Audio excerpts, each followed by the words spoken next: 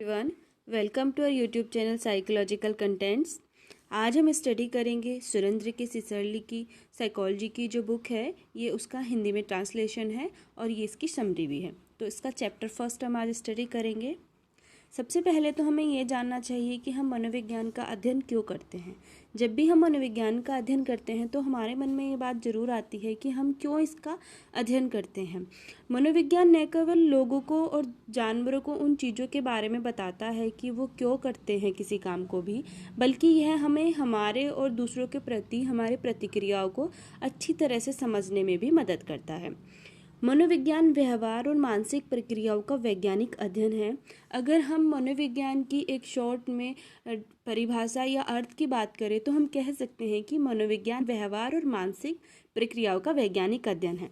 अब यहाँ पे दो शब्दों का इस्तेमाल किया गया है, व्यवहार और मानसिक प्रक्रियाएं। तो व्यवहार को हम जानना चाहेंगे कि व्यवहार क्या होता है। व्यवहार वो चीज़ है जो हमारे सभी बाह्य या ओवर्ट क्रिया और प्रतिक्रियाएं शामिल होती है जिसके अंदर, जैसे कि हमारी बातचीत, चेहरे के भाव और हमारे मूवमेंट्स। उसके बाद आता है मानसिक प्रक्रिया सब। तो मानसिक प्रक्रियाएं वो सब चीज़ें हैं जो कि हमारी आंतरिक होती हैं, गुप्त गतिविधियां जिसमें होती हैं हमारे शामिल, जैसे कि हमारी सोच, एहसास और याद रखना। तो इस तरह से व्यवहार क्या हो गया, हमारा बाहरी व्यवहार हम कह सकते हैं, और मानसिक प्रक्रिया को हमारा आंतरिक। उसके बाद आता है कि मनोविज्ञान के कुछ लक्ष्य या गोल होते हैं जिनको कि हमें जानना बहुत ज़्यादा इम्पोर्टेंट होता है। ये बहुत ज़्यादा इम्पोर्टेंट है। तो ये 4 होते हैं। पहला है हमारा वर्णन, या जिसको हम डिस्क्रिप्शन भी बोलते हैं। वर्णन हमें बताता है कि क्या हो रहा है और ये क्या से रिलेटेड होता है। उसके बाद आता है हमारा व्याख्या या एक्सप्लेनेशन, और ये हमें बताता है कि ऐसा क्यों हो रहा है और ये क्यों से रिलेटेड होता है।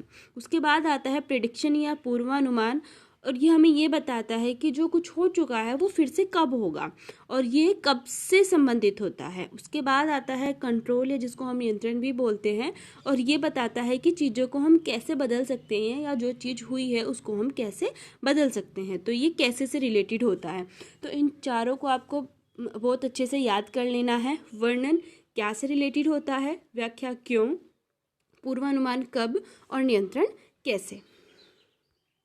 उसके बाद मनोविज्ञान की हम कुछ जो इतिहास है उसके बारे में जान लेते हैं, और ये हम स्टार्टिंग से जानेंगे कि इसके बिगिनर कौन थे, जैसे कि वुंट का इंट्रोस्पेक्शन या आत्मनिरीक्षण विधि हो गई, और उसकी लेबोरेटरी का या उसकी प्रयोगशाला के कार्य क्या थे। चिकित्सक और भौतिक वैज्ञानिक गुस्ताव फैक्नर को हम अक्सर ऐसे वैज्ञानिक प्रयोगों के प्रदर्शन का श्रेय देते हैं जो कि मनोविज्ञान में उनके काम के लिए एक आधार बनेंगे। और चिकित्सक हर्मन वॉन हेल्महोल्ट्ज ने दृश्य और श्रवण संबंधी धारणाओं में ज़बरदस्त प्रयोग किए थे। तो यानी कि हमारी जो इतिहास जो प्रारंभ होता है मनोविज्ञान का, तो हम उसके लिए सबसे ज़्यादा इम्पोर्टेंट मान सकते हैं गुस्ताव फैक्नर को, जो कि चिकित्सक और भौतिक शास्त्री थे, और उन्होंने बहुत सारे प्रयोग किए थे। उसके बाद चिकित्सक हर्मन वॉन हेल्महोल्ट्ज थे, और उन्होंने दृश्य और श्रवण यानी कि विजन और ऑडिटरी से संबंधित जो परसेप्शन के या प्रत्यक्षण के ऊपर काम था उन्होंने वो किए थे। टिचेनर और स्ट्रक्चरलिस्ट इन अमेरिका। वुंट के कुछ छात्रों में से एडवर्ड टिचेनर थे, जिनका कि कार्यकाल 1867 से 1927 था, और उन्होंने वुंट के विचारों का ही विस्तार किया था, और इनके नए दृष्टिकोण को संरचनावाद कहा गया था, या जिसको हम स्ट्रक्चरलिज्म भी कहते हैं, क्योंकि इनका जो अध्ययन का फोकस था या ध्यान का अध्ययन का जो मेन पॉइंट था वो मन की संरचना या स्ट्रक्चर ऑफ माइंड था, इसलिए इसको स्ट्रक्चरलिज्म कहा गया था। तो अब इसमें आपको क्या चीज़ें याद रखनी है, एक तो ये याद रखना है कि वुंट के छात्र थे जो टिचेनर, उन्होंने संरचनावाद की स्थापना की थी, ना कि वुंट ने की थी। वुंट संरचनावाद के एक पूर्ववर्ती कारक माने जा सकते हैं, लेकिन जो संरचनावाद के संस्थापक थे वो टिचेनर थे, और टिचेनर वुंट से बहुत ज़्यादा प्रभावित थे, और उन्होंने उनके ही काम का विस्तार किया था। और इन्होंने इसका नाम संरचनावाद इसलिए रखा था क्योंकि इसमें हम मन की संरचना या स्ट्रक्चर ऑफ माइंड के बारे में अध्ययन करते हैं। 1889 में जर्मन के लिप्जिग में एक प्रयोगशाला वुंट ने स्थापित की थी। और विलियम वुंट जो कि एक शरीर शास्त्री थे, उन्होंने मानव मस्तिष्क के अध्ययन के लिए वैज्ञानिक सिद्धांतों को लागू करने का प्रयास किया था। यानी कि अगर आपसे कोई पूछे कि मनोविज्ञान की पहली प्रयोगशाला कहाँ स्थापित हुई थी, किसने की थी और कब की थी, तो इसका उत्तर होगा कि जो मनोविज्ञान की पहली प्रयोगशाला थी वो जर्मनी के लिप्जिग विश्वविद्यालय में स्थापित की गई थी और स्थापित करने वाले थे विलियम वुंट, और ये इन्होंने 1879 में किया था। वुंट ने उद्देश्यपूर्ण आत्मनिरीक्षण या जिसको ऑब्जेक्टिव इंट्रोस्पेक्शन कहा है, उन्होंने इस कंसेप्ट को दिया था। अब हम समझ लेते हैं कि ये जो उद्देश्यपूर्ण आत्मनिरीक्षण है वो क्या होता है। एक व्यक्ति की स्वयं के विचारों और मानसिक गतिविधियों की जांच करने और मापने की प्रक्रिया को उद्देश्यपूर्ण आत्मनिरीक्षण कहा जाता है। और ये जो डेफिनेशन दी थी रीमन और रॉबिन्सन ने 2001 के अंदर। इनकी जो प्रयोगशाला थी वुंट की, इसको हम पहली सच्ची प्रयोगात्मक प्रयोगशाला कह सकते हैं, और इसलिए जो वुंट थे वो मनोविज्ञान के पिता के रूप में उनको जाना जाता है। तो यहाँ भी हमारा एक इम्पोर्टेंट क्वेश्चन बन जाता है कि जो वुंट थे वो मनोविज्ञान के जनक या मनोविज्ञान के पिता थे। और इन्होंने कौन सी विधि दी थी? इन्होंने उद्देश्यपूर्ण आत्मनिरीक्षण, या जिसको हम सिर्फ आत्मनिरीक्षण भी कह सकते हैं। आत्मनिरीक्षण यानी कि हम खुद के विचारों और मानसिक गतिविधियों को जांचें और उनको उनकी माप करें। विलियम जेम्स और फंक्शनलिज्म। स्ट्रक्चरलिज्म या संरचनावाद के बाद आता है विलियम जेम्स का फंक्शनलिज्म या कार्यात्मवाद। इसकी स्थापना जो हुई थी वो हार्वर्ड विश्वविद्यालय में हुई थी। हार्वर्ड विश्वविद्यालय अमेरिका में था और 1870 के दशक के अंत में मनोविज्ञान में कक्षाएं प्रदान करने वाला पहला स्कूल था। तो अब आपको याद रखना है कि 1870 के दशक में हार्वर्ड विश्वविद्यालय में सबसे पहले मनोविज्ञान का अध्ययन की कक्षाएं शुरू की गई थी। और ये कक्षाएं हार्वर्ड के सबसे शानदार प्रशिक्षकों में से एक विलियम जेम्स, जिनका कार्यकाल 1842 से 1910 था, उनके द्वारा दी जाती थी। यानी कि यहाँ पे टीचर कौन था? William James. इस विषय पर उनकी व्यापक पाठ्य पुस्तक मनोविज्ञान के सिद्धांत, प्रिंसिपल ऑफ साइकोलॉजी, जो कि 1890 में प्रकाशित की गई थी और 2020 में इसका शायद संशोधन हुआ है। ये चीज़ कंफर्म नहीं है, लेकिन सिसर्ली की बुक में ऐसा दिया गया है, तो ये मैं आपको बता रही हूँ। तो आपको यहाँ पे जो इम्पोर्टेंट चीज़ है याद रखने की वो ये है कि हार्वर्ड विश्वविद्यालय अमेरिका में 1870 के दशक में पहली बार मनोविज्ञान की कक्षाएं प्रारंभ की गई थी, और वो की गई थी विलियम जेम्स के द्वारा। और विलियम जेम्स की पुस्तक का नाम है मनोविज्ञान के सिद्धांत, और इसका जो साल है कब ये प्रकाशित हुई थी, ये हुई थी 1890 में।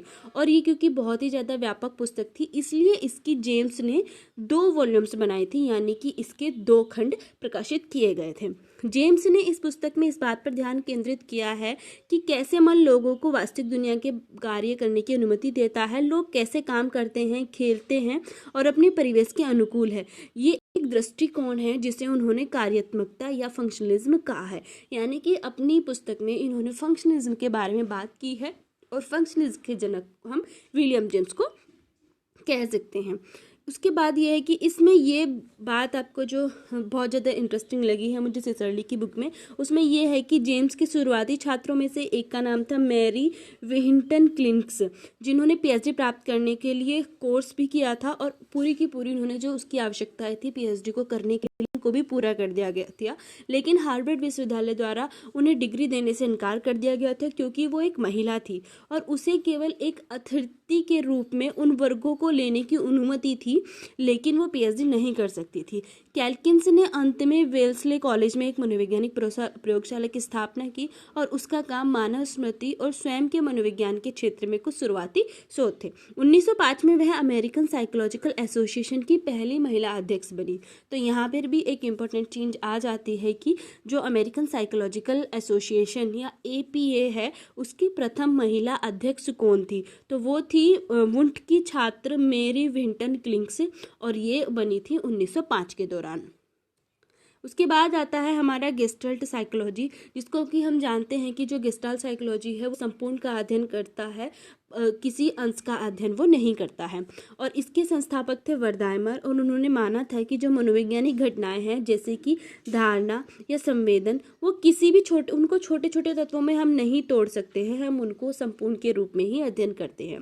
गेस्टाल्ट एक जर्मन शब्द है जिसका अर्थ है एक संगठित या कॉन्फ़िगरेशन, जो कि उनमें से छोटे छोटे टुकड़ों के बजाय पूरे पैटर्न का अध्ययन करने पर ध्यान देते हैं। और आज गेस्टाल्ट का जो विचार है वो संज्ञानात्मक मनोविज्ञान के अध्ययन का हिस्सा है, एक क्षेत्र है जो न केवल धारणा ही जिसको हम प्रत्यक्षण भी कहते हैं पर ध्यान केंद्रित करता है, बल्कि सीखने, स्मृति, विचार, प्रतिक्रिया और समस्या समाधान पर भी केंद्रित है। उसके बाद आता है हमारा सिगमंड फ्रायड की थ्योरी ऑफ साइको एनालिसिस। इसके बारे में तो सभी परिचित हैं, लेकिन इसके बारे में फिर भी एक हम छोटा सा ब्रीफ इंट्रोडक्शन देख लेते हैं कि वो क्या है। फ्रायड जो थे वो एक न्यूरोसाइकोलॉजिस्ट थे, और ये एक चिकित्सक यानी कि एक मेडिकल डॉक्टर थे जो कि तंत्र के विकारों में माहिर थे। और उन्होंने प्रस्ताव दिया कि एक अचेतन मन है जिसे हम पुश देते हैं या धक्का मारते हैं, या जिसमें हम चीज़ों को दमन कर देते हैं, और वो हमारे सभी धमकी भरे आग्रह और इच्छाएं होती हैं जिनको हम अपने अचेतन मन के अंदर धक्का दे देते हैं। उनका मानना था कि ये जो हमारी दमित प्रार्थनाएं हैं या हमारी दमित इच्छाएं हैं, ये हमारे सतह या चेतन मन पर आने की बार बार कोशिश करती हैं, और जिससे कि रोगियों में तंत्रिका संबंधी विकार हो जाते हैं। उनकी कुछ प्रसिद्ध अनुयायी थे जैसे कि अल्फ्रेड एडलर, कार्ल जुंग और उनकी खुद की बेटी अन्ना फ्रायड। उसके बाद आता है हमारा पैवलोव, वाटसन और जो डाउन ऑफ बिहेवियरिज्म, यानी कि पैवलोव और वाटसन की बात करेंगे और इसके साथ साथ हम बिहेवियरिज्म की भी बात करेंगे। इवान पैवलोव फ्रायड की तरह मनोवैज्ञानिक नहीं थे, वह एक रूसी फिजियोलॉजिस्ट या शरीर शास्त्री थे जिन्होंने दिखाया कि एक पूर्व अनुबंधित उत्तेजना या जिसको हम फॉर्मली अनरिलेटेड स्टिमुलस के जवाब में हम एक अनैच्छिक प्रतिक्रिया हो सकती है। 1900 की शुरुआत में मनोवैज्ञानिक जे.बी. वाटसन, या जिनका नाम जॉन बी. वाटसन था, ने संरचनावादियों के बीच बहस करते करते वो थक गए थे, और उन्होंने कार्यात्मक दृष्टिकोण और मनोविश्लेषण दृष्टिकोण को भी चुनौती दी थी। यानी कि वाटसन ऐसे व्यक्ति थे जिन्होंने संरचनावाद, कार्यात्मकवाद, मनोविश्लेषणवाद, इन सब की आलोचनाएं की थी, और इनको सबको ही उन्होंने सिरे से खारिज करके उन्होंने एक नए कंसेप्ट को दिया था या एक नए स्कूल की स्थापना की थी जिसको कि व्यवहार विज्ञान या व्यवहारवाद कहा जाता है। और ये वाटसन का 1924 का समय था। उसके बाद आता है कि उन वाटसन जो थे उन्होंने पैवलोव के काम को पढ़ा और उन्होंने सोचा कि जो कंडीशनिंग है वो उनके व्यवहारवाद के नए परिप्रेक्ष्य का आधार बन सकती है। वाटसन का मानना था कि सभी के सभी व्यवहार सीखे जा सकते हैं, और वो ये साबित करना चाहते थे कि जितने भी व्यवहार है वो एक उत्तेजना प्रक्रिया संबंध का परिणाम होते हैं, जैसा कि पैवलोव ने अपने एक्सपेरिमेंट के अंदर दिखाया था। मनोविज्ञान में व्यवहारवाद का आज भी एक प्रमुख परिप्रेक्ष्य है, और इसने संज्ञानात्मक मनोविज्ञान जैसे अन्य दृष्टिकोणों के विकास को भी प्रभावित किया है। यानी कि जो व्यवहारवाद है हम अब भी उसका प्रयोग करते हैं। उसके बाद आता है कि जो यूरो अमेरिकन साइकोलॉजी के ट्रेडिशन है हम थोड़ा बहुत उनके बारे में भी जान लेते हैं, क्योंकि हम इसकी मनोविज्ञान का इतिहास के बारे में पढ़ रहे हैं। यात्रियों, व्यापारियों, योद्धाओं, आक्रमणकारियों और मानव विज्ञानियों द्वारा विभिन्न संस्कृतियों के लोगों की सोच, व्यवहार और जीवन शैली में अंतर के लंबे समय से प्रलेखित किया गया है। यानी कि हम इन चीज़ों के माध्यम से देखते आए हैं कि एक संस्कृति से दूसरी संस्कृति के अंदर अंतर होता है। हालांकि 1970 के दशक के प्रारंभ तक इस तरह के मतभेदों ने मनोविज्ञान का ध्यान आकर्षित नहीं किया, जब संस्कृति मानव मनोवैज्ञानिक कार्यप्रणाली के अध्ययन में मुख्य कारक के रूप में आने लगी। क्रॉस कल्चर साइकोलॉजी और journal of cross culture psychology के लिए इंटरनेशनल एसोसिएशन की स्थापना ने सांस्कृतिक व्यवहार संबंध पर व्यवस्थित शोध की शुरुआत को चिन्हित किया। यानी कि इनके इंटरफेयर से जो international association for cross culture psychology थी या journal of cross culture psychology थी, उसकी वजह से जो हमारे सांस्कृतिक व्यवहार के संबंध थे उनका अध्ययन किया जाने लगा। भारतीय महाद्वीप में दुर्गानंद सिन्हा, आर.सी. त्रिपाठी, जनक पांडे और गिरीश्वर मिश्रा के क्षेत्र के विकास में महत्वपूर्ण योगदान दिया।